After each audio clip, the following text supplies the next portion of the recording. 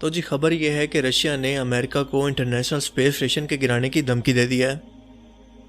Russia اور Ukraine کے حالات کو لے کر میں نے پہلے ہی ایک ویڈیو بنا دی تھی کہ کیسے یہ معاملات نیوکلیئر جنگ تک جا سکتے ہیں، کیونکہ دنیا کی دو سپر پاورز یعنی رشیا اور امریکہ کے اتحادی، جس میں ایران، پاکستان، چائنا اور آذربائیجان جیسے ملک رشیا کی سپورٹ میں، جبکہ تقریباً پورا یورپ ایک سائڈ پر نیٹو کے 30 ملکوں کے ساتھ تقسیم ہو چکا ہے اور حالات کافی کشیدہ ہو چکے ہیں، یہاں تک کہ نیوکلیئر وار تک کی نوبت بھی آ سکتی ہے۔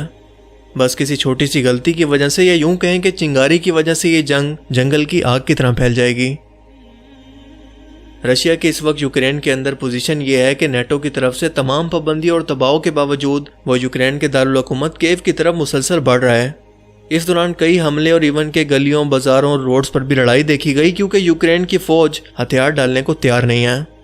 ایک طرح سے دیکھا جائے تو رشیا اس جنگ کے اندر پھنس چکا ہے، نہ تو اسے اپنی مرضی سے جیت پا رہا ہے اور نہ ہی اسے ہارنا افورڈ کر سکتا ہے، کیونکہ اس کا خیال تھا کہ اس دوران نہ تو کوئی مزاحمت ہوگی نہ ہی کوئی حملہ، اور ہم آسانی سے اس ملک کو پرو رشین علاقے اور اینٹی رشین علاقے دو حصوں کے اندر بانٹ دیں گے، اس کی موجودہ حکومت کو ہٹا کر ایک نئی حکومت کو یہاں پر لائیں گے۔ مگر اب حالات تو کچھ اور ہی بتا رہے ہیں۔ رشین صدر ولادیمیر پوتن نے حالات کو بھانپتے ہوئے اپنے نیوکلیئر ہتھیاروں کو ہائی الرٹ پر لگا دیا، اور یہ بی بی سی نیوز کے آرٹیکل کے اندر آپ دیکھ سکتے ہیں کہ ولادیمیر پوتن کے بارے میں بی بی سی کہہ رہا ہے کہ کیا وہ نیوکلیئر ہتھیار کے بٹن کو دبا دیں گے۔ یاد رکھیں کہ اس وقت رشیا ایک ایسا ملک ہے جس کے پاس 6000 سے بھی زیادہ نیوکلیئر ہتھیار موجود ہیں، جو دنیا میں سب سے زیادہ ہیں، امریکہ سے بھی زیادہ۔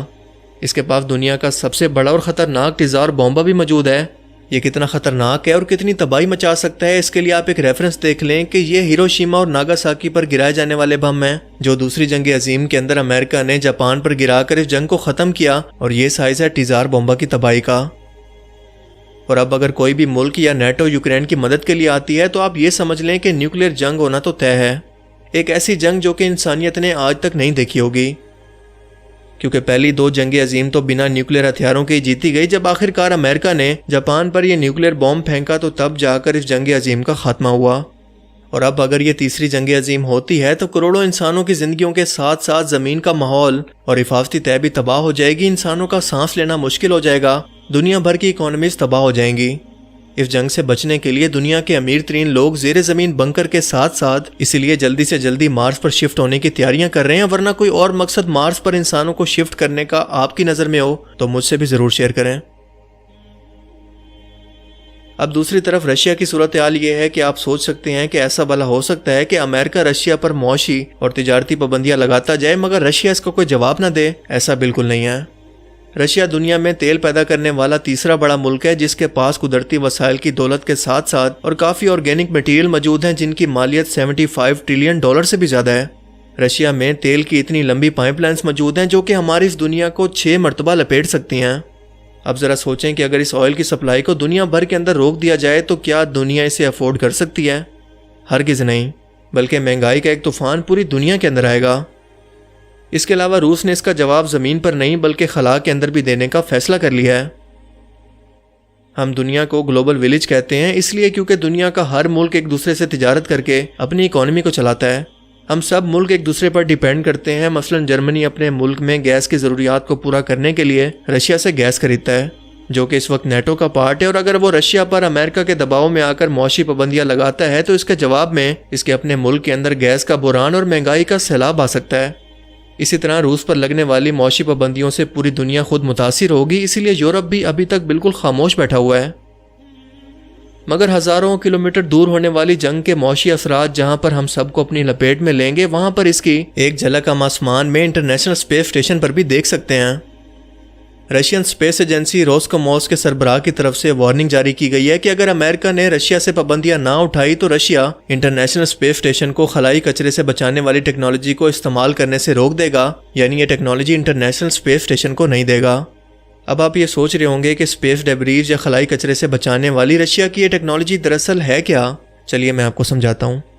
دراصل انٹرنیشنل اسپیس اسٹیشن کو اپنے آربٹ کے اندر برقرار رکھنے کے لیے رشیا کے بنے ہوئے تھرسٹرز کا استعمال کیا جاتا ہے، یعنی آپ آسان الفاظ کے اندر یہ کہہ سکتے ہیں کہ انٹرنیشنل اسپیس اسٹیشن نامی بس کا ہینڈل اس وقت رشیا کے کنٹرول میں ہے کہ اسے جہاں چاہے موڑ دے۔ روسکوسموس کے سربراہ نے اس موقع پر اسپیس ایکس کے ہیڈ ایلون مسک کا نام لیے بغیر کہا کہ خلا میں سب سے زیادہ کچرے کے ذمہ دار ایک امریکی بزنس مین ہے۔ لہٰذا اگر امریکی پابندیوں کی صورت میں انٹرنیشنل اسپیس اسٹیشن کو کوئی خطرہ ہوتا ہے یا کسی یہ خلائی کچرے سے ٹکرا کر زمین پر کہیں پر گرتا ہے تو اس کا ذمہ دار صرف اور صرف امریکہ ہوگا۔ اپنے بیان کے آخری حصے کے اندر انہوں نے واضح کیا کہ انٹرنیشنل اسپیس اسٹیشن کا مدار رشیا کے اوپر سے نہیں گزرتا، جس کی وجہ سے زمین پر گرنے کی صورت میں یہ امریکہ، یورپ، چین یا خاص طور پر انڈیا پر گرے گا۔ لہٰذا ایسے کسی واقعے کی صورت میں رشیا کو کوئی خطرہ نہیں ہوگا۔ یہ پہلی بار نہیں ہے کہ امریکہ اور رشیا اپنے جنگی جنون کو خلا میں لے کر جا رہے ہیں، کیونکہ اس سے پہلے بھی کولڈ وار کے ٹائم کے اندر یہ دونوں ملک اسپیس کے اندر اسلحے کو اسٹور کرنے کا پلان بنا رہے تھے۔ اس کے علاوہ سن 1958 میں اور 1962 کے ٹائم کے دوران امریکہ نے خلا کے اندر 14 ایٹمی دھماکے کیے، جبکہ رشیا نے ایسے ہی 7 دھماکے کیے۔ اسی جنگی جنون کو خلا میں پہنچتا دیکھ کر 1960 کی دہائی کے آخر کے اندر اقوام متحدہ نے کئی ممالک کے درمیان ایک آؤٹر اسپیس ٹریٹی نام کا معاہدہ طے کیا، جس کے مطابق تمام ملک کو پابند کیا گیا کہ وہ خلا کو ان اسلحوں سے پاک رکھیں گے۔ اسی طرح سے 2014 کے اندر جب روس نے یوکرین کے صوبے کریمیا پر قبضہ کر لیا تھا، اسی دوران بھی کشیدگی بڑھنے پر امریکہ نے رشیا کو خلائی آلات کی فراہمی سے انکار کر دیا تھا۔ اس کے علاوہ ناسا کو رشین اسپیس ایجنسی کے عہدیداروں سے بات چیت کرنے سے بھی منع کر دیا، جس کے جواب میں رشیا نے امریکی خلا بازوں کو اسپیس میں لے جانے سے انکار کر دیا تھا، کیونکہ اس وقت امریکہ انٹرنیشنل اسپیس اسٹیشن کے اندر آنے اور لے جانے کے لیے رشیا کا محتاج تھا، جو کھانا اور ضرورت کا سامان سمیت انسانوں کو بھی اس انٹرنیشنل اسپیس اسٹیشن کے اندر بھیج سکتا تھا۔ اس کے علاوہ اس پر لگے تھرسٹر بھی انٹرنیشنل اسپیس اسٹیشن کی پوزیشن کو اور اس کے آربٹ کو ٹھیک کرتا ہے، اور آج کل یہ بیان دے کر امریکہ کی طبیعت بھی ٹھیک کر رہا ہے۔ فائنلی وہ ٹائم آ گیا ہے کہ انڈیا اپنے سپر ہیرو شکتی مان، کرش اور چٹی روبوٹ کو باہر نکالے۔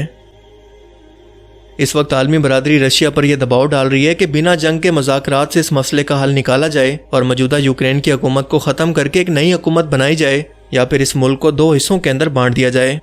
لیکن آگے حالات کیا ہوتے ہیں یہ تو ہمیں وقت ہی بتائے گا۔